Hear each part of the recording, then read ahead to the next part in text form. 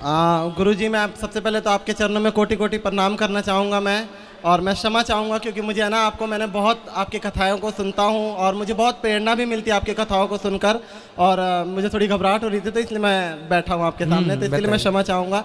और मैं एक मुस्लिम धर्म से हूँ और मैं ये पूछना चाहता हूँ, मैं सनातन में आ तो गया हूँ पर मैं ये पूछना चाहता। आप मुस्लिम हैं? हाँ। क्या नाम था आपका पहले? मेरा पहले जावेद नाम था। जावेद। काफ़ी लोग जानते भी होंगे। तो आपने हिंदू धर्म अपना लिया? हाँ हाँ, क्योंकि सबसे पहले मैं एक बात कहना चाहूँगा, क्योंकि काफ़ी लोग मुझसे कहते हैं कि तुम हिंदू बने हो। हिंदू तो मुझे नहीं लगता कि कोई किसी को बना सकता है, क्योंकि हिंदू पैदा ही होता है, मेरा मानना ऐसा है। और ये मुझे ना किसी ने ब्रेन वॉश करा और ना किसी ने कुछ कहा, ये एक ठाकुर जी की कृपा हुई, तब मैं सनातन में आया। वैसे किसी ने मुझे या मैंने किसी को देख के सीखा या ऐसा कुछ भी नहीं था। तो मैं सभी लोगों से ये कहना चाहूँगा, और मेरे जो फैमिली वाले हैं वो भी आज। आपके फैमिली वाले आपका विरोध नहीं करते कि तुम कहाँ चल? मैं अभी इतना डिप्रेशन में हूँ, पूछो मत। मुझे फ़ोन आ रहे हैं फैमिली वालों के ज़्यादा आ रहे हैं, बाकी अदर तो कोई कुछ भी नहीं कह रहा, पर फैमिली वाले का आज भी मम्मी का फ़ोन आया और वो कहने लगी हमसे कोई मतलब नहीं, हम मर भी गए हैं तो हमारा मुंह मत देखियो तू, हमारी वजह से पूरे रिश्तेदार तेरी वजह से हमें पूरी वो कर रहे हैं, और मतलब हमसे रिश्तेदारी टूट गई है, हमारी एक लड़की है उसकी शादी करनी है, तेरी वजह से उस लड़की की भी ज़िंदगी ख़राब हुई है। तो महाराज जी, मैं ये पूछना चाहता हूँ कि ठाकुर जी से मेरी एक शिकायत है हमेशा कि या तो मुझे पहले इधर का कर देते या उधर का कर देते, ये बीच में ला के मुझे इतना परेशानियों में डालना, और उनको मैं छोड़ नहीं सकता। मैं सास्ते छोड़ सकता हूँ पर मैं ठाकुर जी को नहीं छोड़ सकता। किन को नहीं छोड़ सकते आप? मैं ठाकुर जी को नहीं छोड़ सकता, भगवान जी को नहीं छोड़ सकते? नहीं छोड़ सकता सर। फिर आप सही रास्ते पर हैं। तो मैं एक चीज़, मेरा एक सवाल और था कि मैं जगन्नाथ मंदिर में जा सकता हूँ क्या? कि जगन्नाथ जी के मंदिर में अब तो आप इन्हें धर्म बदल लिया है, आपने धर्म परिवर्तन कर लिया अपना? हाँ जी। वैसे देखो, धर्म परिवर्तन करने की ज़रूरत ही नहीं पड़ती। हमारे ठाकुर जी जो है ना, हमारे भगवान कभी ये नहीं कहते कि तुम हिंदू हो जाओगे तो ही हम तुम्हें मिलेंगे। हाँ, भगवान तो कहते हैं कि तुम मुसलमान भी हो, और यदि तुम उसी रूप में मुझे प्रेम कर लोगे तो मैं उसी रूप में तुम्हें प्राप्त हो जाऊंगा। हमारे भगवान कभी नहीं कहते कि तुम धर्म बदलो। नहीं, रस खान जी को उसी रूप में, उसी लिबास में प्राप्त हुए थे भगवान। जब उनकी कृपा हुई तो मैं सब कुछ खाया करता था, पर जैसे उन्होंने कृपा करना स्टार्ट करा तो अपने आप ही छूटने लग गया। सब चीज़ों को देखकर वो मन वॉमिटिंग सी आनी, ये अपने आप होने लग गया। तो ये मुझे नहीं लगता कि मैं छोड़ सकता था या वो करता। आज का टाइम है कि कोई आमलेट भी बनाता है घर के पास में, तो उससे भी मुझे बहुत दिक्कत होती है, ऐसा लगता है जैसे वॉमिटिंग हो जाएगी। तो ये ठाकुर जी की कृपा ही है। पर अपनी माँ का दिल भी ना दुखाओ। आप अपनी माँ से बात करो कि माँ, मैं कोई गलत रास्ते पर तो हूँ नहीं, मैं किसी की हत्या नहीं कर रहा हूँ, मैं चोरी नहीं कर रहा हूँ। मैंने समझाया, पर आपको पता है कि वो समाज को लेके चलना है उन्हें, और उन्होंने मुझसे कहा भी कि मुझे अपनी एक बेटी की शादी करनी है और मुझे समाज में रहना है। तो अब मैं क्या कर सकता हूँ? मैं ठाकुर जी को भी नहीं छोड़ सकता, तो मुझे समझ नहीं आ रहा। तो आपको ये भक्ति का रोग कब से लगा? मैं बहुत छोटा था। मेरी जो परवरिश हुई है वो मेरी नानी के घर पे हुई है। अच्छा। तो नानी के जाने के बाद मामा मामी दिल्ली लेकर आया, उन्होंने मुझे 11 साल की एज में काम पे लगा दिया। तो मुझे तो काम वाम का पता नहीं था, मैं वहाँ बैठा रोता था। तो मेरे ख्याल 2012 एक साल बीत गया, समय ऐसा बीत जाता और पता भी नहीं लगता, और आदत पड़ जाती है उस चीज़ को झेलने की। तो वहाँ पे एक पन्नी आया करती थी, मतलब जैसे हम लोग या आटा चावल वगैरह पैक करते हैं ना, तो वो पन्नी आया करती थी। तो उसमें कृष्णा पन्नी के नाम से आया करती थी, और उसमें छोटी सी कृष्ण जी की छवि छपी हुई थी। उन्होंने हाथ में मुरली रखी, मुझे पता नहीं था उस टाइम पे कृष्ण क्या है, और मुझे बिल्कुल भी इस चीज़ का अंदाज़ा नहीं था। तो मुझे बार बार ऐसा लगता ना कि कुछ टाइम बाद कि वो मुझे देख रहे हैं, वो कभी इशारे कर रहे हैं।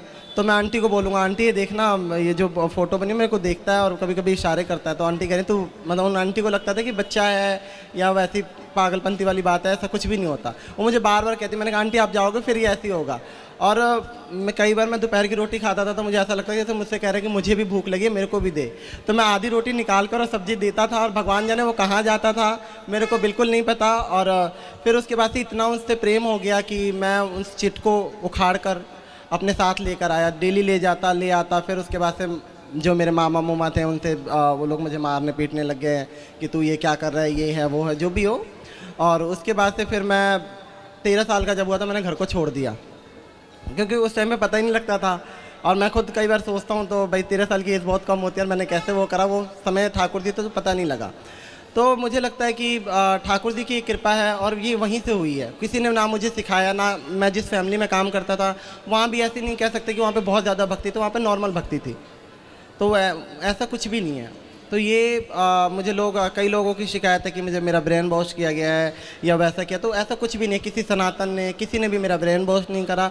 मैं अपनी मर्जी से आया हूँ और मुझे उसमें भी कोई दिक्कत नहीं थी कि मैं दोनों को लेके चल रहा था, पर लोगों ने मुझे इतना परेशान कर दिया तो मैंने वो धोबी का कुत्ता घर का ना घाट का, वो वाली सिस्टम हो गया था। मैंने कहा फिर सनातन में आ जाऊँगा, क्योंकि मैं कान्हा जी को नहीं छोड़ सकता।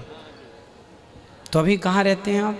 अभी मैं दिल्ली में रहता हूँ और ठाकुर जी की थोड़ी दया हुई तो ब्रजवास कर लूँगा बहुत जल्द, और आपका आशीर्वाद रहा तो गुरु जी। बिल्कुल ठीक है। सनातन धर्म में और मुस्लिम धर्म में क्या अंतर लगा आपको? आप तो मुसलमान में जन्म लिए हैं और सनातन को फॉलो कर रहे हैं, ये बताइए दोनों में क्या अंतर? ये लोग लड़ते क्यों हैं धर्म को लेके? मुझे तो ये पता नहीं, क्योंकि मैंने इतनी उन चीज़ों में पढ़ाई नहीं कर रखी। सनातन मुझे ऐसा लगा कि सनातन एक शांत धर्म है जहाँ मन को शांति मिलती है, और किसी के लिए मतलब किसी जानवर को काटना पीटना नहीं होता। तो सनातन इसलिए भी बहुत ही अच्छा है क्योंकि हम किसी का जान लेकर अपना त्यौहार वगैरह नहीं मनाते जी। जैसे कि होली हो गई, दिवाली हो गई, तो कभी भी ऐसा नहीं होता कि किसी हमारे यहाँ दीपक जला करके त्योहार दीपक मनाते हैं। जलाकर और मिठाइयों के साथ। तो ये बहुत अच्छा है और अच्छा लगा सनातन बहुत, और अब भी मैं सनातन में ही हूँ तो मैं अपने आप को सनातन ही मानता हूँ। बिल्कुल, आप पूर्ण सनातनी हैं। इस धरती पे प्रत्येक जीव सनातन ही है मेरे भाई। रास्ता भटक गए हैं लोग, बस ये समझो, रास्ता भटक गए हैं लोग। किसी धर्म में किसी की हत्या करना जायज़ नहीं है। आपको क्या लगता है, किसी की हत्या करना सही है? नहीं, ये तो बिल्कुल गलत बात है, क्योंकि धर्म को अगर वैसे भी लेके चलें तो धर्म को ना के लेकर भी चले तो लोग एक्चुअली बहुत सनातन जो लोग खाते हैं उनसे भी मेरा वो चाहे जो भी खाए वो, क्योंकि जान सबके अंदर होता है। मैं पहले छोटा था तो मैं जाया करता था मुर्गे की शॉप पे, तो वहाँ एक मुर्गा इतना तड़पता है कि उसको देखकर अब जब देखता हूँ तो मुझे ऐसा लगता है कि भाई क्या हो रहा है ये उसके साथ। वो इतना तड़पता है, अगर कोई जाके उसको करता हुआ देख लेना, मैं लोगों को कहता हूँ कि छोड़ दो तो लोग कहते हैं कि हम थोड़ी ना काट रहे हो, तो वो काट रहा है। तो सर ये गुरुजी मैं चाहूँगा इसके ऊपर भी कुछ आप बताएं कि जो लोग ये कहते हैं हम नहीं काट रहे हैं वो काट रहा है, हम जान नहीं ले रहे हैं। भाई पर आपके कारण ही तो वो मर रहा है। हाँ, मैं आप ग्राहक बन करना चाहते तो उसकी हत्या ना होती। तो मेन जिम्मेदार हत्यारे तो वो ही हैं जो ग्राहक बन के गए हैं, और गुरुजी असली हत्यारे वो हैं। मेरा एक सवाल और भी है कि बहुत हमारे सनातन लोग हैं जो इन लोगों को किराए पे दे देते हैं, जो मुर्गा मर्गा काटते हैं, जो भी धर्म से मुझे नहीं पता, पर उनके लिए भी कुछ आप मतलब उनको इस चीज़ का पाप लगेगा नहीं लगेगा? बिल्कुल पाप तो देखो किसी की, हमारे सनातन धर्म में तो लिखा है अहिंसा ही परमो धर्मा। हमारे यहाँ तो चींटी को भी आटा डाला जाता है, कुत्ते को रोटी, गाय को रोटी निकाली जाती है। जीव मात्र की रक्षा करना, जीव मात्र की सेवा करना। हमारे यहाँ एक राजा हुए हैं जिनका नाम है राजा शिवी, जिन्होंने एक पक्षी के लिए अपने शरीर का बलिदान दे दिया था, काट करके दे दिया था एक पक्षी की रक्षा के लिए। उनकी गोद में एक पक्षी उड़ के आ गया तो जिसने पकड़ा था उसने कहा ले दो हमें, हम इसको खाएंगे। अब राजा ने कहा मेरी शरण में आ गया, मैं नहीं दे सकता। तो ये वो धर्म है सनातन धर्म जहाँ एक पक्षी की रक्षा के लिए एक बहुत बड़ा राजा अपने आप का बलिदान देता है। अंत में भगवान प्रसन्न हो गए कि धन्य हो राजा, आपके अंदर जितनी दया है, इस दया से हम स्वयं बिक गए आपसे। और महाराज जी एक सवाल मेरा और भी है कि बहुत सारे डाउट है कि मैं संकीर्तन करता हूँ एक्चुअली। क्या करते हैं? मैं संकीर्तन ही करता हूँ। क्या गाते हैं आप? मैं कृष्ण संध्या। तो मैं ये पूछना चाहता हूँ कि जो भी मेरे से लोग कराते हैं, अब क्योंकि इस तरीके की बातें चल गई कि ये संकीर्तन करेगा तो हमें इसका पुण्य नहीं लगेगा, तो मैं ये पूछना चाहता हूँ कि अगर मेरे करने से किसी को पुण्य नहीं लगता तो भाई मैं नहीं करूँगा। नहीं, आपका जो पुण्य है वो आपके पास है। आप जो भी पुण्य करेंगे, आप जो भी पुण्य करेंगे, जो भी अच्छा कार्य करेंगे, उसका फल आपको निश्चित मिलेगा, उसका कहीं नहीं गया।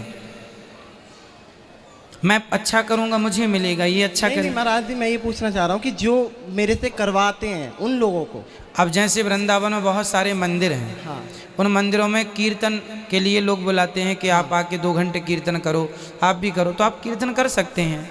वो तो वहाँ की नियमावली है, कीर्तन करना है, कर सकते हैं, कोई दिक्कत नहीं है। आप अपनी माँ को, अपने पिताजी को समझाइएगा कि वो परेशान ना हो, आप सही जगह हैं। सनातन धर्म मीन्स आप खुद कह रहे हैं कि शांति का अनुभव है। पूरी दुनिया आज नहीं कल इसी शांति की ओर बढ़ेगी जिस शांति की ओर आप आज बढ़ गए हैं।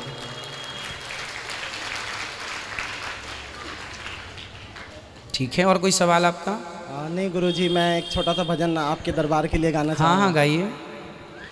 मुरारी में रहमत के सदके तुम्हारी, मुरारी मैं रहमत के सदके तुम्हारी, जो चरणों में ये सर झुकाना मिला है। बड़े भाग्यशाली है वो तेरे बंदे, जिन्हें आप सा आशियाना मिला है। महाराज जी मैं कहना चाहूँगा कि जितने भी लोग हैं वो बड़े भाग्यशाली हैं जो इस कथा पंडाल में बैठे हैं, और हर सवाल का मुझे आज लगा कि कुछ जवाब मुझे मिला जो मैं खुद तलाश रहा था। तो इसके लिए मैं बहुत बहुत आपका धन्यवाद करना चाहूँगा। राधे राधे, जय श्री कृष्णा सभी को। खुश रहिए, भगवान आपको सदा सुखी और स्वस्थ रखे, प्रसन्न रहिए।